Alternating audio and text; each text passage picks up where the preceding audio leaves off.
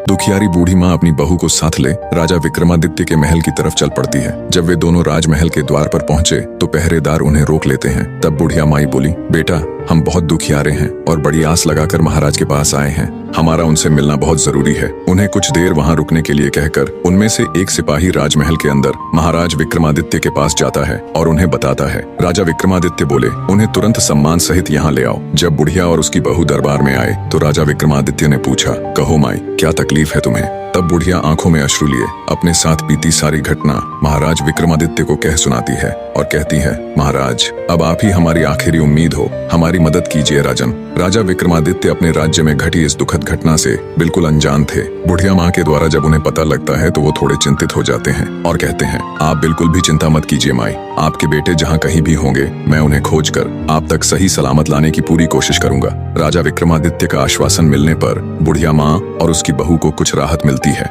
राजा विक्रमादित्य बोले, माई आप अपने घर लौट जाएं, भगवान ने चाहा तो जल्दी ही आपके दोनों बेटे आकर आपसे मिलेंगे। राजा विक्रमादित्य अगले दिन पूरी तैयारी कर अपने घोड़े पर सवार हो निकल पड़ते हैं दैत्य दंभिकासुर के ठिकाने की खोज में। चलते चलते वे भी उस साधु महाराज की कुटिया के पास पहुंच जाते हैं। सोचा कुछ देर सुस्ता लिया जाए। घोड़े से उतरकर जब राजा विक्रमादित्य कुटिया के अंदर जाते हैं तो उन्हें देखते ही महात्मा जी प्रसन्न हो जाते हैं और कहते हैं, आओ विक्रमादित्य, बहुत समय से तुम्हारा ही इंतजार था। साधु महाराज की बात सुन विक्रमादित्य चौंक जाते हैं। असमंजस में वे साधु बाबा के पास गए और उनके चरण छूकर उन्हें प्रणाम करते हुए बोले, हे साधु महाराज, अभी आपने कहा कि आपको मेरा ही इंतजार था, मैं उस बात को समझ नहीं पाया, कृपया मुझे और बताएं। तब महात्मा जी ने राजा विक्रमादित्य को शुरू से लेकर अब तक का सारा वृतांत कह सुनाया और बोले, बेटा विक्रमादित्य, मैं एक लंबे अरसे से तुम्हारी ही प्रतीक्षा कर रहा था, क्योंकि तुम ही हो जो उस दुष्ट के सभी प्रश्नों के उत्तर देने के साथ साथ उसे मल युद्ध में भी हराने की क्षमता रखते हो। बेटा उस दुष्ट दानव के कारण पता नहीं कितने ही घरों को ताला लग गया। हे वीर श्रेष्ठ, तुम्हारी बुद्धि उसके कपटी प्रश्नों का उत्तर देगी और तुम्हारी वीरता उसके अहंकार को चूर चूर करेगी। तुम्हारे ही हाथों से उसका अंत लिखा है। हे वीर सम्राट, अब तुम बिना देरी किए उस दुष्ट के पास जाओ और अंत कर दो उस नीच दानव का। महात्मा जी के वचन सुनकर राजा विक्रमादित्य के नेत्रों में क्रोधाग्नि प्रज्वलित हो उठी। महात्मा जी से आशीर्वाद ले उनके बताए मार्ग से वे उस धूर्त दानव की गुफा की ओर तेजी से चल दिए। हवा से बातें करते हुए अपने घोड़े की बदौलत राजा विक्रमादित्य कुछ ही देर में दैत्य दंभिकासुर की गुफा के सामने जा पहुंचे। एक बुढ़िया माँ की आस, एक सिद्ध महात्मा का दिव्य आशीष और अनगिनत लोगों की दुआएं ले राजा विक्रमादित्य दैत्य दंभिकासुर की गुफा के बाहर पहुंच जाते हैं। अपने घोड़े से उतरकर जब राजा विक्रमादित्य दानव की गुफा के द्वार के पास गया तो वहां उसने लखन और महेंद्र की पत्थर की प्रतिमा देखी। गुफा के प्रवेश द्वार पर खड़ी उन दो पत्थर की मूर्तियों को देखकर राजा का हृदय विषाद से नहीं बल्कि प्रतिशोध की ज्वाला से धधक उठा। राजा विक्रमादित्य ने गुफा के मुख पर खड़े होकर ऐसी भीषण गर्जना की कि पहाड़ की चट्टानें तक कांप उठी। उठ कपटी राक्षस, तेरे अत्याचारों का हिसाब चुकता करने विक्रमादित्य आया है। जब राजा विक्रमादित्य की गर्जना भरी ललकार दैत्य दंभिकासुर के कानों में पड़ी तो वो सक पकाकर आंखों में क्रोधाग्नि लिए दहाड़ता हुआ गुफा से बाहर आता है और कहता है, आज कौन मूर्ख मेरे हाथों से मरने आया है? आज कौन सा कीड़ा, कौन धरती का बोझ है जो दंभिकासुर को ललकार रहा है? दैत्य दंभिकासुर को देख क्रोधित राजा विक्रमादित्य बोला, ओह तो तू है वो मक्कारी दानव जो देवताओं के वरदान की आड़ में छिपकर लोगों को पत्थर का बनाने के लिए छल कपट से अपने ऊपर आक्रमण करने के लिए उन्हें उकसाता है। दुष्ट राक्षस, क्या मिला तुझे ऐसा करके? पर अब और नहीं, तेरे पाप का घड़ा भर चुका है, तेरा अंत अब ज्यादा दूर नहीं। राजा विक्रमादित्य की आत्मविश्वास भरी बातें सुन दंभिकासुर थोड़ा सक पकाया। राजा विक्रमादित्य बोले, पूछ पापी राक्षस, कौन से हैं तेरे वो 7 सवाल? मैं जवाब देने के लिए तैयार हूँ। राजा विक्रमादित्य की बात सुन दैत्य दंभिकासुर बोला, ओ तो अब तू मेरे सवालों का जवाब देगा कीड़े। अगर तुझ में हिम्मत है तो मुझसे मुकाबला कर, तेरे जैसे कीड़े को तो मैं चुटकियों में मसल कर रख दूंगा। बड़ा आया मेरे सवालों का जवाब देने। दैत्य दंभिकासुर ऐसी ऐसी बातें करके राजा विक्रमादित्य को भी उकसाना चाहता था ताकि वे भी अपना आपा खोकर उस पर हमला करे और पत्थर के बन जाए। पर राजा विक्रमादित्य तो राजा विक्रमादित्य थे। दैत्य की बात सुन राजा विक्रमादित्य बोले, सुन अहंकारी राक्षस, मैं तेरे उकसावे में आकर तुझ पर आक्रमण करने वालों में से नहीं हूँ। मेरा वक्त जाया मत कर और जल्दी से अपने वो सवाल पूछना शुरू कर। ये माया मुझे भी बहुत आती है। इतना कह राजा विक्रमादित्य अपने 4 वीरों को बुलाकर उन्हें बड़े आकार में आने के लिए कहते हैं। विक्रमादित्य के आदेश देते ही पलक झपकते ही उनके चारों वीर प्रकट हो गए और देखते ही देखते अपने विशाल आकार में आ गए। ये देख, दैत्य दंभिकासुर ठिठक जाता है। जिंदगी में पहली बार उसे डर का एहसास हुआ। अगले ही पल राजा विक्रमादित्य चुटकी बजा अपने चारों वीरों को गायब कर देते हैं और दैत्य से कहते हैं, अगर मेरी ताकत और माया का छोटा सा नमूना देख लिया हो तो अब बिना वक्त बर्बाद किए अपने सवाल पूछने शुरू कर कपटी दानव। सब देख और सुन दानव विचार करता है कि अब तो कोई चारा नहीं, ये मेरे बहकावे में आने वाला नहीं है। वो अपनी गुत्थी सुनाना शुरू करता है। तो सुनो राजा, मदन और रतन दो जिगरी दोस्त थे। एक बार व्यापार के सिलसिले में दोनों प्रदेश गए हुए थे। अच्छा खासा लाभ लेकर जब दोनों मित्र वापस घर लौट रहे थे तो रास्ते में उन्हें एक अति सुंदर स्त्री दिखाई दी, जिसको देखते ही दोनों उस पर मुग्ध हो गए। उससे पूछा, तुम कौन हो सुंदरी, और यहाँ जंगल ब्याबान में अकेली क्या कर रही हो? तब उस स्त्री ने बताया कि वह अपने घर से अपने पति के साथ अपनी ससुराल लौट रही थी। तब रास्ते में कुछ डाकुओं ने उन्हें लूटकर उसके पति की हत्या कर दी और सारा धन लेकर फरार हो गए। बस तभी से वो इस जंगल में भटक रही है। तब मदन बोला, हे देवी, तुम चिंता मत करो, हम तुम्हें सही सलामत तुम्हारे घर छोड़ देंगे। मदन की बात सुन स्त्री रुदन करती हुई बोली, नहीं, मैं अब ना तो अपने घर जाऊंगी और ना ही अपनी ससुराल, क्योंकि सब मुझे ही अभागन और उल्टा समझेंगे। इससे अच्छा तो मैं यही अपने प्राण त्याग दूंगी। स्त्री की बात सुन मदन और रतन उसे आपसी सहमति से अपने साथ लेकर चल पड़े। रास्ते में उन दोनों ने विचार किया कि अब इस स्त्री का क्या किया जाए, क्या फिर से इसका विवाह कर दे या फिर हम दोनों में से ही कोई एक इसके साथ विवाह कर ले। उन दोनों में से विवाह वाली बात दोनों मित्रों को ठीक लगी। जब उन्होंने उस स्त्री से इस बारे में पूछा तो वो स्त्री बोली, मुझे तो तुम दोनों ही अच्छे लगते हो। ये सुन दोनों मित्र और अधिक उलझन में पड़ गए। अंततः दोनों ने फैसला किया कि पर्ची डाली जाए, जिसका नाम आएगा वो ही इस युवती के साथ विवाह करेगा।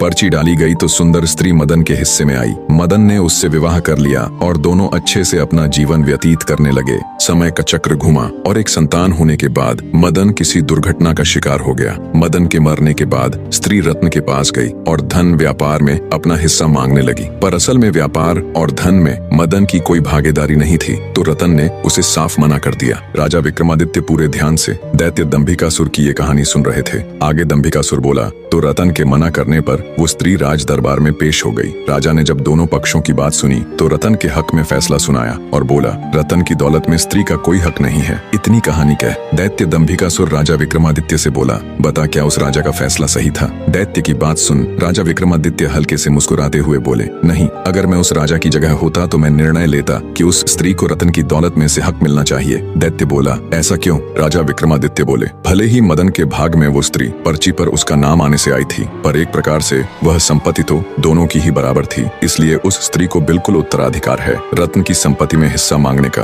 राजा विक्रमादित्य की बात सुन दैत्य पूरी तरह उनके जवाब से संतुष्ट होता हुआ बोला, तुमने बिल्कुल ठीक कहा, तुम्हारा फैसला वाकई में उचित होता। आगे दैत्य दंभिकासुर बोला, पर ज्यादा खुश होने की जरूरत नहीं, अभी मेरे 6 सवाल और बाकी हैं। राजा विक्रमादित्य बोले, पूछो दुष्ट राक्षस, मैं तुम्हारे सवालों का जवाब देने ही यहाँ आया हूँ। दैत्य दंभिकासुर थोड़ा हिचकिचाकर बोला, तो सुनो राजा, सिंधुपुर राज्य पर समरवीर नाम का एक बड़ा दयालु और प्रतापी राजा राज करता था। वो अपनी प्रजा की हर यथासंभव मदद किया करता था। एक दिन उसके दरबार में एक बनिया अपने 3 अंधे पुत्रों के साथ आया। सबने राजा को प्रणाम किया। बनिया राजा से बोला, महाराज, मैं इस समय बहुत विपदा में हूँ, कृपया मुझे 1000 स्वर्ण मुद्राएं कर्ज दें, मैं 6 माह बाद वापस कर दूंगा। हे राजन, तब तक मैं इन स्वर्ण मुद्राओं के बदले अपने 3 बेटों को आपके पास गिरवी रख दूंगा। बनिए की बात सुन राजा बोला, आपके 3 पुत्र तो अंधे हैं, भला ये मेरे किस काम के? बनिया बोला, ऐसा न कहें राजन, मेरे 3 बेटे बहुत गुणी हैं। पहला लड़का घोड़ों की पहचान में अद्वितीय है, दूसरा लड़का आभूषणों का अद्भुत पारखी है और तीसरा लड़का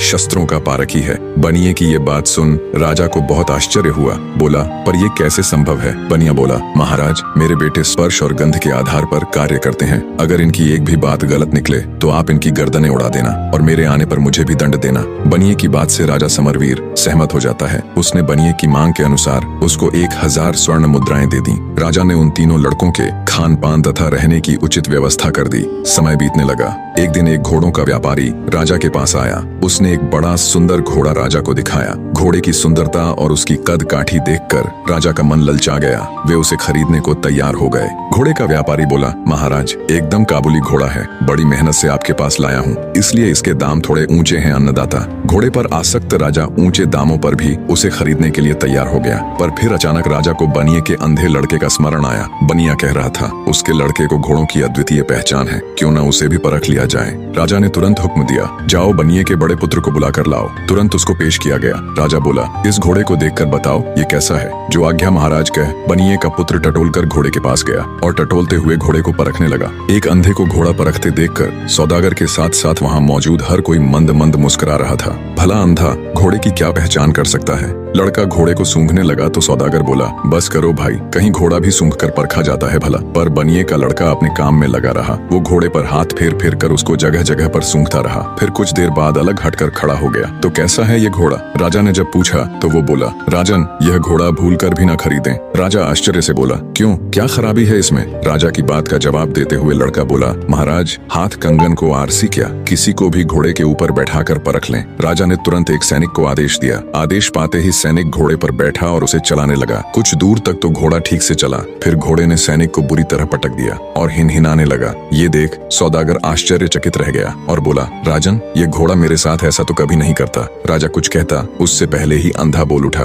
तुम्हारे साथ क्या? हर ग्वाले के साथ ये ऐसा नहीं करेगा। तुम ग्वाले हो, गाय भैंस का रोजगार छोड़कर घोड़ों का व्यापार कर रहे हो। हैरान होता हुआ व्यापारी बोला, मैं ग्वाला हूँ, ये बात तुमको कैसे पता चली? अंधा बोला, यह घोड़ा तुम्हारे ही घर जन्मा है, इसके माँ बाप भी तुम्हारे पास ही थे। तुमने इस घोड़े को भैंस का दूध पिलाया है। इसकी महक लेते ही मैं समझ गया था, इसलिए मैंने महाराज को ये घोड़ा खरीदने से मना किया। सौदागर चकित रह गया। बनिए का अंधा लड़का एकदम सच कह रहा था। सौदागर ने हाथ जोड़कर राजा से क्षमा मांगी और चुपचाप अपने घोड़े को ले वहां से चला गया। सारा माजरा देख राजा उस बनिए के लड़के से बहुत प्रसन्न हुआ। उसने आदेश दिया, इसकी खुराक दुगुनी कर दी जाए और इसके रहने सहने का प्रबंध और अच्छे से कर दिया जाए। अब बनिए के तीनों लड़के बड़े ठाठ से राजा के यहाँ रहने लगे। एक दिन एक जौहरी राज दरबार में आया। उसने अनेकों प्रकार के हीरे जवाहरात राजा को दिखाने शुरू कर दिए। जौहरी के दिखाए कुछ हीरे राजा की बहुत पसंद आए। राजा ने तुरंत अपने सैनिकों को आदेश दिया कि बनिए के दूसरे लड़के को बुलाकर लाओ। बनिए का दूसरा अंधा लड़का आया। राजा ने उसे अपनी पसंद के हीरो को परखने के लिए कहा। वह लड़का टटोल कर परखने लगा। अधिक सुंदर दिखने वाले जवाहरात उसने अलग कर दिए और राजा से बोला,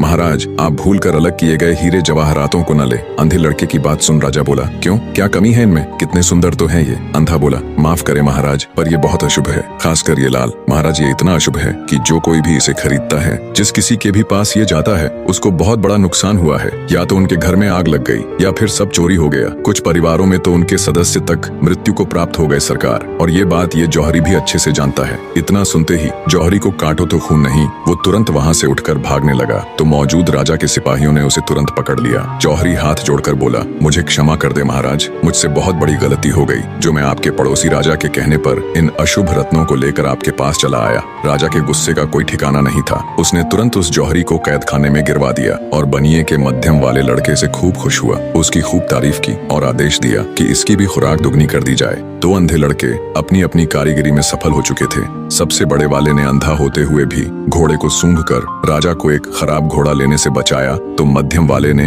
हीरों को टटोलकर उसे शापित हीरे लेने से बचाया। इसी प्रकार एक दिन राज दरबार में शस्त्र विक्रेता आया और बनिए का तीसरा यानी सबसे छोटा लड़का भी परीक्षा में सफल रहा।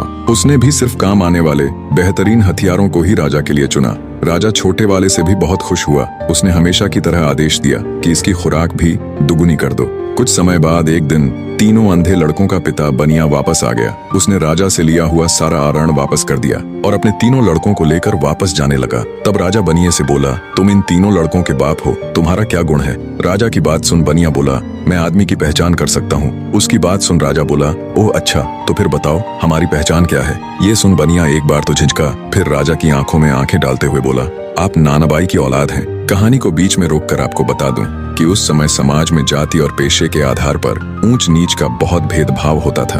बनिए ने राजा के पूर्वजों को नानबाई यानी एक रोटी या ब्रेड बनाने वाले के वंशज कहकर यह जताने की कोशिश की कि राजा किसी राजवंश से नहीं बल्कि एक साधारण पृष्ठभूमि से आया है। फिर से कहानी में चलते हैं। आगे बनिया बोला, जब भी मेरे लड़कों ने अपनी अद्वितीय पहचान दिखाते हुए कोई अद्भुत कार्य किया तो आपने उन्हें कोई पुरस्कार न देकर हर बार उनकी खुराक यानी खाना ही बढ़ाया है। इतना सुनते ही राजा के पूरे तन बदन में आग लग गई।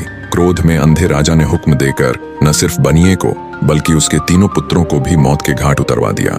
इतनी कहानी कह दैत्य दंभिकासुर राजा विक्रमादित्य से बोला, बताओ बनिए को उसके लड़कों समेत मारने वाला राजा पाप का भागी बना या नहीं? राजा विक्रमादित्य बोले, खून का असर भला कभी जा सकता है क्या? बनिए को समझदारी से काम लेना था, अपने कारण वह बेटों समेत मौत की गोद में समा गया। इसमें पाप का भागी राजा नहीं बल्कि वो बनिया ही था। राजा विक्रमादित्य की बात सुन दैत्य दंभिकासुर बोला, तुमने बिल्कुल ठीक कहा विक्रमादित्य। इतना कह दैत्य चुप हो जाता है। उसे अनुभव होता है जैसे उसके हर सवाल के जवाब के साथ उसकी शक्ति कम होती जा रही है। उसने देवताओं को प्रसन्न कर जो वरदान लिया था, उस कारण वो गुत्थियों के दिए गए सही जवाबों को झुठला भी नहीं सकता था। उसके चेहरे पर डर और गहरी सोच देख राजा विक्रमादित्य बोले, क्या हुआ दुष्ट राक्षस, अब किस सोच में पड़ गया? इतना अगर तू पाप करने से पहले सोच लेता तो आज इस दिन की नौबत ही नहीं आती। अपना अगला सवाल पूछ, पापी दानव।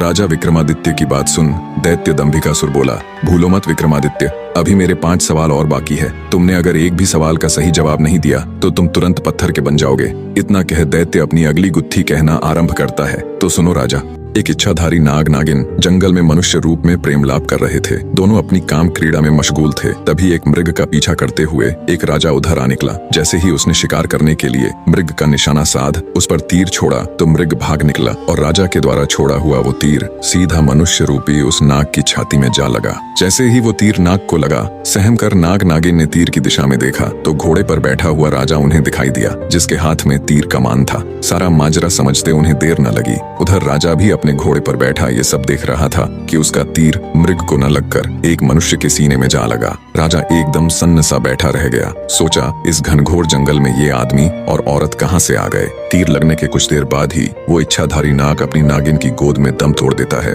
ये देखते ही नाग के वियोग में नागिन के मुख से दर्द भरी जोरदार चीख निकली। पूरा जंगल उसकी चीख से थर्रा उठा। रोती बिलखती नारी को देख असमंजस और अपराध बोध से घिरा राजा जब अपने घोड़े से उतर उनकी तरफ चलता है, तभी उसने देखा मृत्युप्रांत मनुष्य रूपी इच्छाधारी नाग अपने असली रूप में आ जाता है। ये देख राजा के पैरों नीचे से जमीन खिसक जाती है। उसे समझते देर न लगी कि ये तो इच्छाधारी नाग नागिन का जोड़ा था। अपने मरे हुए नागपति को अपने गले में टांगे नागिन जोर जोर से रुदन करती हुई भयंकर गर्जना के साथ बोली, हे पापी मनुष्य, आज जिस प्रकार मैं अपने पति के वियोग में तड़प रही हूँ, एक दिन तेरी पत्नी भी तेरे वियोग में ऐसे ही तड़पेगी। ये सुनते ही राजा का चेहरा एकदम फीका पड़ गया। वो नागिन से बोला, हे नागिन, मुझे क्षमा करे, मैंने तुम्हें नहीं देखा, मुझसे बहुत बड़ी भूल हो गई। राजा की बात सुन दहकते अंगारों सी आंखें लिए मनुष्य रूपी इच्छाधारी नागिन बोली, पापी मनुष्य, भूल नहीं, अपराध किया है तूने। हत्यारा है तू मेरे पति का, जिसके लिए मैं तुझे क्षमा नहीं बल्कि मृत्यु दंड दूंगी। मैं अपने मरे हुए पति की कसम खाकर ये प्रण करती हूँ कि आज से ठीक 9 दिन बाद नागपंचमी के दिन मैं तुम्हें 10 कर अपने पति का बदला पूरा करूंगी।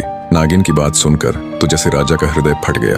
बेचारा बेबस राजा अत्यंत भरे हृदय से राजमहल की तरफ चल पड़ता है। जब राजा राजमहल गया और रानी ने उसका उतरा हुआ चेहरा देखा तो वो भी उसे देख चिंतित हो उठी। रानी बोली, क्या हुआ महाराज, आप जब से शिकार से वापस आए हैं तब से आपका चेहरा बिल्कुल उतरा हुआ है। ऐसा क्या हुआ महाराज, मुझे बताएं। तब राजा रानी के सामने जंगल में हुई पूरी घटना कह सुनाता है। सारी बात सुन रानी भी सन्न रह गई। रानी एक पतिव्रता स्त्री थी। वो बोली, महाराज आप चिंता मत कीजिए, आपको डसने से पहले उस नागिन को मुझे मारना होगा। मेरे रहते मैं आपके ऊपर कोई भी आंच नहीं आने दूंगी। अगले दिन राजा और रानी ने बहुत साधु महात्माओं और विद्वानों से अपनी इस समस्या को साझा किया, पर कहीं से भी उन्हें संतोषजनक हल नहीं मिला। किसी ने कुछ उत्तर दिया तो किसी ने कुछ करने को कहा। इन्हीं सब में 8 दिन गुजर जाते हैं। आज वो 9वां यानी नाग पंचमी का दिन था, जिस दिन वो नागिन राजा को डसने के लिए आने वाली थी। आज इच्छाधारी नागिन के बदले का दिन था। आज वो नागिन राजा को डस कर अपने पति की हत्या का बदला लेने वाली थी। राजमहल में तो जैसे मातम सा पसरा हुआ था। मारे भय के राजा महल के कमरे में दुबका हुआ था। उसने अपने कक्ष से लेकर महल के मुख्य द्वार तक सिपाहियों को तैनात कर दिया। महल के चारों तरफ सिपाहियों का कड़ा पहरा था। तभी भिक्षा के लिए एक सिद्ध महात्मा जी राजमहल पधारे। महल में पसरा हुआ मातम देख जब महात्मा जी ने द्वारपालों से कारण पूछा तो द्वारपाल ने सारा किस्सा महात्मा जी को कह सुनाया। द्वारपाल की बात सुन महात्मा जी बोले, तुम मुझे फौरन अपनी रानी के पास ले चलो। तब एक द्वारपाल अंदर गया और उसने महारानी को बाहर उस महात्मा के आने का किस्सा बताया। द्वारपाल की बात सुन महारानी खुद ही राजमहल के द्वार पर गई और सम्मान पूर्वक महात्मा जी को राजमहल के अंदर ले आई। उन्हें अच्छे से जलपान कराया और हाथ जोड़कर बोली, हे साधु बाबा, आप हमारी विपत्ति से भली भांति परिचित हो चुके हैं, अब आप ही कोई युक्ति बताएं महाराज। महारानी की बात सुन साधु जी बोले, सुनो बेटी, इसका एक उपाय तो है पर पक्का नहीं है कि वो इच्छाधारी नागिन तुम्हारे पति को छोड़ ही देगी। साधु की बात सुन महारानी बोली, कृपया हमें बताए साधु महाराज, वो क्या उपाय है। तब साधु बाबा ने बताना आरंभ किया, सुनो बेटी, सबसे पहले तो ये महल के चारों ओर जो इतना सख्त पहरा है इसे हटवा दो। जितने भी सिपाही राजा की सुरक्षा में तैनात है उन्हें भी वहाँ से हटा दो। साधु जी की ये बात सुन महारानी के मन में सवाल तो पैदा हुआ, पर उसने महात्मा जी को उनकी बात के मध्य टोकना उचित नहीं समझा। आगे साधु बाबा बोले, बेटी वो वो कोई साधारण नागिन नहीं है, बल्कि एक इच्छाधारी नागिन है जो किसी का भी रूप ले सकती है, किसी भी द्वारपाल या सिपाही का। जब वो महल के बाहर इतना कड़ा पहरा देखेगी तो अवश्य ही राजा महाराज को क्षति पहुंचाने की कोशिश करेगी। आगे साधु महाराज बोले, बेटी, आज नाग पंचमी का दिन है। तुम सूर्यास्त से लेकर मध्य रात्रि तक बिल्कुल अपने पति के कक्ष के सामने बैठकर नाग देवता की पूजा करना। अब जल्दी से सिपाहियों को जंगल भेज, वहां से सांप के छोटे छोटे बच्चों को मंगवा लो और राजा के कक्ष से लेकर महल के मुख्य द्वार तक थोड़ी थोड़ी दूरी पर छोटे बच्चों को बैठा देना, जो जंगल से लाए गए सांप के छोटे बच्चों को दूध पिलाएंगे। और अंतिम और सबसे जरूरी कार्य, महल के मुख्य द्वार से राजा के कक्ष तक सुगंधित फूल बिछवा दो। इतनी युक्ति बता। साधु बाबा बोले, बेटी, बस एक यही रास्ता है जिससे उस इच्छाधारी नागिन का हृदय पिघल सकता है। कहते हैं बैरी यानी शत्रु का आदर करना चाहिए। इतनी बात बता। साधु महाराज महल से चले जाते हैं। रानी ने साधु के बताए अनुसार ही सारी व्यवस्था कर दी। राजा की सुरक्षा में तैनात सभी सैनिकों को हटा दिया। महल के चारों ओर से भी सिपाहियों का पहरा हटवा दिया। राजा कक्ष से लेकर महल के मुख्य द्वार तक ताजे सुगंधित फूल बिछवा दिए और खुद राजा के कक्ष के द्वार पर बैठकर नाग देवता की पूजा करने लगी। जब रात्रि का पहला पहर शुरू हुआ तो वो इच्छाधारी नागिन राजा से अपने पति की हत्या का बदला लेने के लिए आई। नागिन राजा को दस कर उसे मारने के लिए जब राजमहल के मुख्य द्वार से अंदर जाती है तो वो दंग रह जाती है। उसने देखा महल के मुख्य द्वार से महल के अंदर तक अत्यंत खूबसूरत और नाना प्रकार के सुगंधित फूल रास्ते में बिछाए गए हैं। फूलों के स्पर्श और उनकी महक से नागिन मंत्रमुग्ध होती हुई आगे बढ़ती है और सोचती है, मैं तो ये सोच कर आई थी कि राजा को पहले ही उसे मारने का तय दिन बताने के कारण बहुत सख्त पहरा होगा। चप्पे चप्पे पर राजा के सैनिक शस्त्रों सहित खड़े होंगे, पर उसे तो कहीं एक भी सिपाही नजर नहीं आया। हैरानी के साथ इसी उधेड़बुन में नागिन जब थोड़ी आगे बढ़ी तो उसने देखा छोटे छोटे मासूम बच्चे अंदर जाने वाले रास्ते के दोनों तरफ बैठे हुए सांप के बच्चों को दूध पिला रहे हैं और उनके साथ खेल रहे हैं। इतना सब देख नागिन का हृदय द्रवित होने लगा। उसकी क्रूरता क्षण भर के लिए ममता में बदल गई, पर तभी उसे अपनी प्रतिज्ञा याद आती है। अपने पति की मृत्यु का दृश्य याद कर नागिन गुस्से में फुफकारती हुई आगे बढ़ी। जब वो महल के बिल्कुल अंदर राजा के कक्ष के सामने पहुंची तो देखा महारानी हाथ जोड़कर नाग देवता की पूजा में तल्लीन है। महारानी को जब नागिन के आने का एहसास हुआ तो वो हाथ जोड़कर नागिन के सामने खड़ी हो जाती है और आंखों में अश्रु लिए नागिन से कहती है, आओ नागिन देवी, आपका स्वागत है। उम्मीद है आपको यहाँ तक आने में किसी प्रकार की तकलीफ नहीं हुई होगी। हे नागिन देवी, मैं भली भांति परिचित हूँ कि आप यहाँ किस उद्देश्य से आई हैं। मेरे पति से अनजाने में ही सही, पर हुआ तो बहुत बड़ा अपराध है, इसलिए मैं आपको उन्हें डसने से बिल्कुल भी नहीं रोकूंगी। पर मेरी आपसे एक गुजारिश है, आप मेरे पति को डस कर उनके प्राण हरे, उससे पहले आप मुझे भी डस लें। मैं एक पतिव्रता स्त्री हूँ, मैं ये कदापि नहीं देख सकती कि मेरे जीते जी मेरे पति को कुछ भी हो जाए। इतनी कहानी कह दैत्य दंभिकासुर राजा विक्रमादित्य से पूछते हैं, बताओ विक्रमादित्य, क्या वो नागिन राजा को डस कर अपने मरे हुए पति की खाई हुई कसम पूरी कर अपनी प्रतिज्ञा निभाएगी या नहीं? दैत्य दंभिकासुर के प्रश्न का जवाब देते हुए राजा विक्रमादित्य बोले, नहीं दुष्ट राक्षस, वो नागिन राजा को नहीं डसेगी, क्योंकि जब उसने महल में प्रवेश करते समय अपना सत्कार देखा और नन्हे बच्चों को छोटे सांपों को दूध पिलाते देखा तो उसका हृदय तो पहले ही पिघल चुका था। बाकी बचा खुचा गुस्सा भी रानी की पतिव्रता देखकर पिघल गया। आखिर थी तो वो भी एक औरत ही, बदले की सीमा से पतिव्रत बहुत आगे निकल गया। और रही बात मरे हुए पति की कसम खाकर बदले की प्रतिज्ञा की, तो नागिन ने पास ही जल रहे पूजा के हवन कुंड में खुद को झोंक कर अपने प्राण त्याग दिए। अब न वो जिंदा रहेगी और न उसे अपनी प्रतिज्ञा पूरी करनी पड़ेगी। विक्रमादित्य का जवाब सुन दैत्य दंभिकासुर निराश होते हुए बोला, तुमने ठीक कहा, तुम वाकई में बहुत बुद्धिमान हो राजा विक्रमादित्य, पर अभी भी मेरे 4 सवाल बाकी हैं।